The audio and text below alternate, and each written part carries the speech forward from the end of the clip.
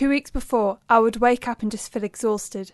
I would climb a few stairs and I felt like I was going to collapse. I have always had pale skin, so that never really occurred to me. I just thought it was a virus, so I took some energy tablets. By luck, I was booked in for a blood test and was admitted to A&E that night. Within 24 hours of being there, my body just kind of collapsed. Leukaemia. Don't ignore the signs like me, because I was lucky. Visit www.leukemiaawareness.com to find out more.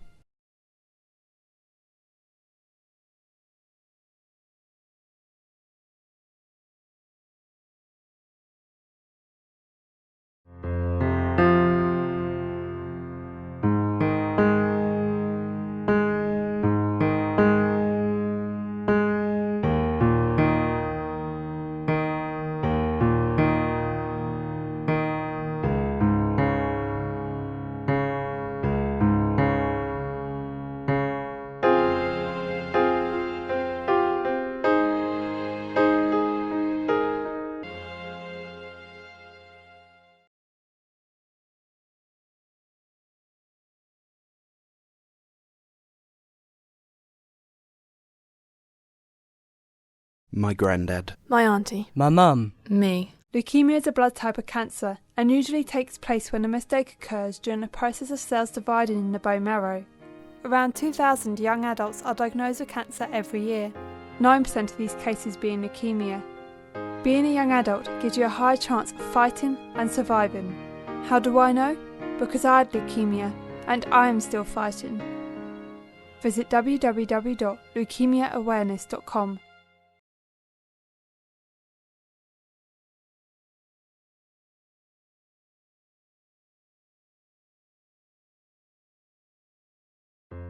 The C word. No one likes to say it. Some people are too scared to say it. But now, with 1 in 2 people expected to develop it, a lot of people end up facing it. When talking about the C word, most people think about a lump, but not all cancers present themselves in this way. Some, like leukaemia, a blood form of cancer, can be difficult to spot. As Lisa McGonigal and Tatiana Graham explains. Leukemia is a cancer that comes from the bone marrow. The bone marrow is basically the factory of all the blood cells that we have. From this factory come a whole different cascade of other cells, which eventually become things like hemoglobin cells and white cells and platelets. And along the line somewhere, in leukemia, a mutation has developed and the bone marrow then starts to produce leukemic cells. People notice that they're starting to feeling tired or developing lots of infections or noticing that they're more bruised because all these sort of platelets and white blood cells and hemoglobin cells aren't being produced easily anymore because the leukemia cells are producing. Patients who have leukemia have in the past been told to rest instead of remaining active, and this means that they end up not doing as much at home and not doing the activities that they used to enjoy doing. So we'll end up losing strength, losing cardiovascular fitness, sometimes have their balance affected, and also the different types of treatment that they have can also mean that they have much more muscle weakness and can also affect their balance as well. One of the first things that their GP will do is take a full blood count which measures all those levels, and what they can see is that everything else has gone down but they're getting these leukemia blast cells in the circulating blood as well. And then that can be sort of the time where there's a lot of activity and patients are rushed in to start treatment, because with leukemia we need to start treatment really, really quickly because of the way that the disease can sort of quickly develop. As a physiotherapist, my role involves providing general advice on physical activity and exercise, and also assessing people individually if appropriate and finding out what their individual needs are, what they like doing, what activity levels they used to do, what they think they can continue doing now, or just advising someone on what gym exercise they can do. So it's quite variable. I was only 20 when I was diagnosed, and I didn't even realise I was ill. But as a young adult or a teenager, you are not alone. So my role is a youth support coordinator. My job is to support the teenagers throughout the whole journey. This is through creating fun things for them to do, a bit of normality amongst it all, but also it's in a therapeutic way, so helping them when they come across different tests and different procedures, explaining to them what they are and helping them get through it and build their own coping technique.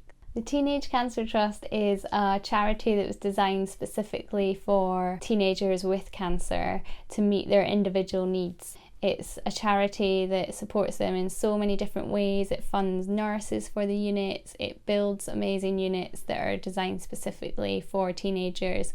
So for example, they might have a pool table, a chill out area, a PlayStation, things that they're going to be into. They also fund things like the youth support coordinator. They support the teenagers through different events that they put on. Like for example, they do a weekend away called Find Your Sense of Humour, which is when they take all the teenagers away and it's like a conference, so they have talks on different things that will be specific to them. So for example, they'll do a talk on how to get travel insurance, a talk on relationships and how they change, a talk on fertility, a talk on exercise and how to get back into it. So there's loads of different things. It's really, really great. So yeah, so they cover a range of different ways in which to support the teenagers throughout their cancer journey.